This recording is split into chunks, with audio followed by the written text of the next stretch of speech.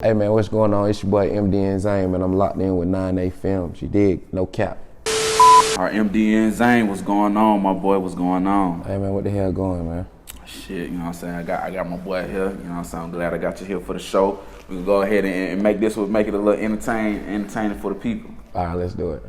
So, you know, first things first. You know, tell me a little bit about you know what I'm saying, about yourself. Where you coming from? I'm from the Southside, Clayton County. Yeah, I was born in New Jersey, but I was really raised on Tar Boulevard, shit, since I was 2. So I'm Southside, for sure. For sure. So you from down here, then? You know what I'm saying? You been here since you 2. That's your whole life. Yeah, that's all I know. For sure. So what got you into becoming a rapper?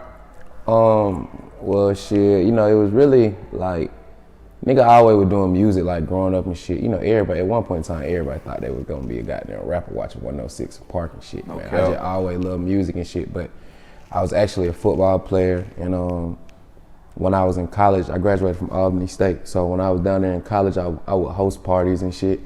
And I used to goddamn MC the party. So shit, when I used to turn that bitch up, like I was like, damn, I'm really just ad-libbing these other niggas songs. I need to make my own shit. So I fucked around and made a song and shit, opened up a 21 Savage, and that shit just, ever since then, I just kind of started building a little wave, and I ain't want to let the niggas down. Shit, niggas was fucking with it. So I had to keep going by then, you know what I'm saying? I got you. So what position you play at when you play football? Shit, I was really like an outside linebacker, defense end. Okay. Yeah, pass rusher and shit, man. I'm going to get them. I'm going to get When I played football in high school, that's what they had me. They had me playing defensive end, tight end, wide receiver. I want to play safety though. Yeah, you gotta be a dog in them trenches, man. You gotta be a different type of nigga. I be telling people, I said, bro, I don't care what you say, linebacker, anything, bro. The line, offensive, defensive line, bro, that's the hardest, bro, because that's impact every play, bro. Like, you can't even afford to get tired. You know what I'm saying? That shit make you a man. I'm telling you, it ain't no joke down there. Yeah. But so you said you was at Albany State. You were hosting parties. What did you have, like some turn parties, shit like that? Yeah, hell yeah, man. Shouts out to DJ Trey, Cool Nation, Dirty Work, Slaw, just long live DJ Shop. Man, I really got them.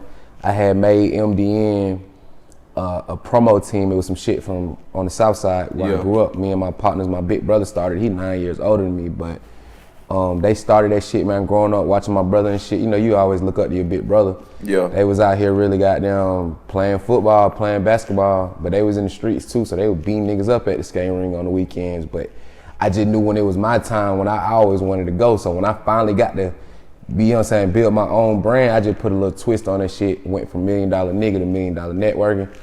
And shit, when I got to college, bro, I just started throwing parties on the humbug, and that shit was just up. Like, it was up. I know if you know about HBCUs, then you know parties at HBCUs is on some real American pop shit. I'm already so, you know what I'm saying, 4,000 people in that bitch. If I could light this bitch up like goddamn Future just walked in this motherfucker, I know I got some. So, like I said, yeah. That's hard right there. I was gonna ask you what the MDN stand for, but you already beat me to it. So you know what I'm saying. So it's $1 Million Network. Yeah, gotcha. It was originally $1 Million Nigga, but you know what I'm saying. I had to goddamn put a little. I was the captain of the football team and shit, so I couldn't really just jump off the porch like that. So I had to make that shit sound good.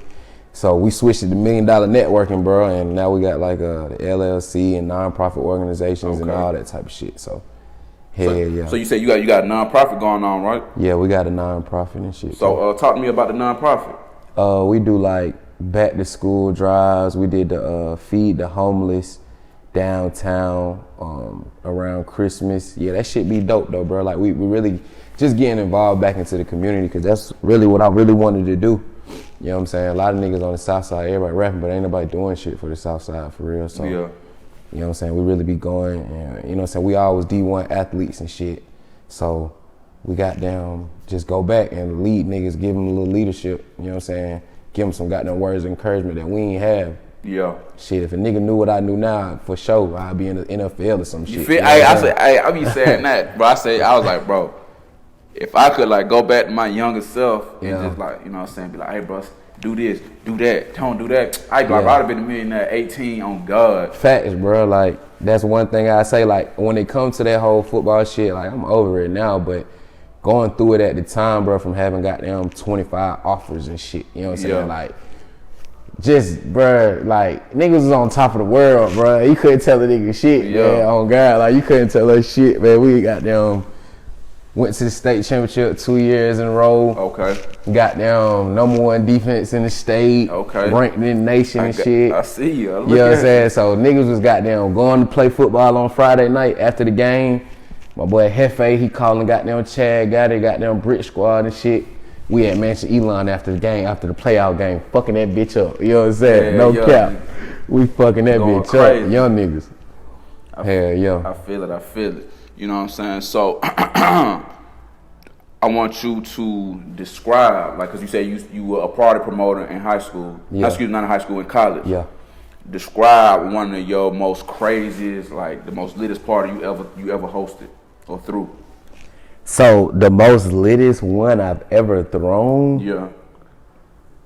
Oh, that's a fool right there. Bro, we was throwing parties every weekend. Come on, I need one. Like, give me somebody did something. Okay, look, check this out. My boy Teezy gonna love this shit right here, man. I got a partner named Teezy. We was running the promotion team together. We had a party called, he from the Southside too, so his shit was called On Smash.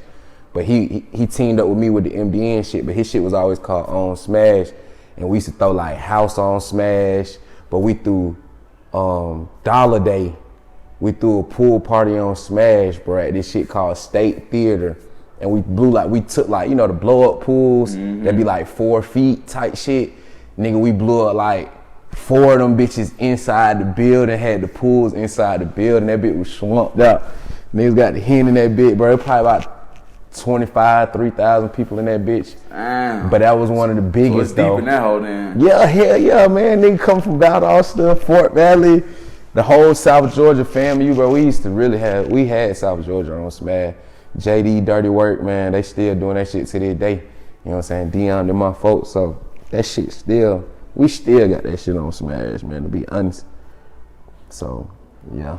I gotcha. So let's move over, to your music. So, so you got an EP out now. It's called 1111. You know what I'm saying? Talk to me about that. What was the mindset that you were in when you put that project together? 1111 was pretty much just shit. It was more so, you know, I always been a team player, bro. So that shit was always about goddamn us. It wasn't never about me. You know what I'm saying? Even when I started doing music and shit. Like 1111 was my first time where I felt like the tape that I dropped before 1111 was called MDN for L. So it was still about the family. But 1111 was kind of where I was just at mentally at the time. You know what I'm saying? So my birthday is actually 11/11/94. So I called it 1111. And then 1111, the number is actually really spiritual and shit like that. Like I'm big on spiritual shit too. So it just, you know what I'm saying, being protected by guardian angels. My guardian angels is protecting me. So just each song on there is more so where I was at in my state of mind at the time, from Deserve It, you know what I'm saying, Cooley. Like, if you just listen to the tracks on there, it's really just my life. I'm really just rapping about what the fuck was going on. So 1111 was just, you know what I'm saying, it was really a piece of work for real, like. Gotcha. So if you had to, if you had to define yourself as an artist, how would you explain yourself to somebody? Well, you know, goddamn, as an artist, bro, I'm a different type of nigga, bro, cause like, we live in Atlanta, it's 2020, bro. That shit sounds crazy even to say it's 2020. Yeah, 2020. You know what I'm saying? So we 2020, everybody and they got their mama out this bitch rapping, you know what I'm saying?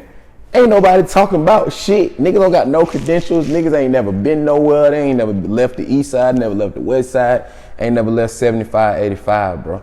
But shit, you know what I'm saying? As an artist, I done got the chance through football. I done experienced D1 football, South Carolina State, Kansas, living in Kansas, going to JUCO, coming back, going to D2, Albany State, and then being from the Southside. Automatically, when you from the Southside, nigga, but them Southside niggas on that fuck shit, man. Them niggas on the Southside and they bit tonight.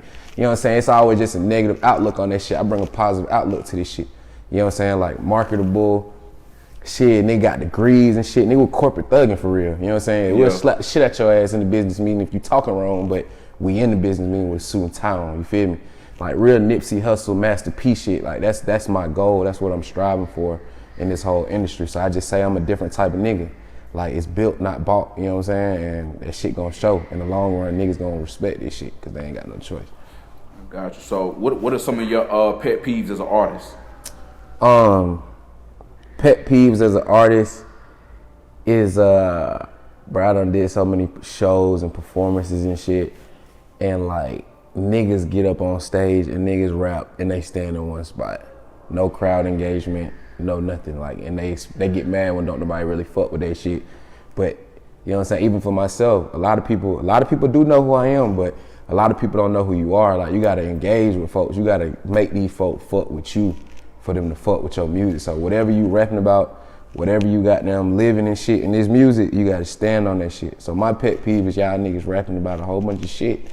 And we went to high school and middle school with y'all niggas, and y'all niggas is goddamn killing me with this shit. Y'all niggas couldn't even sit with us at the fucking lunch table, man.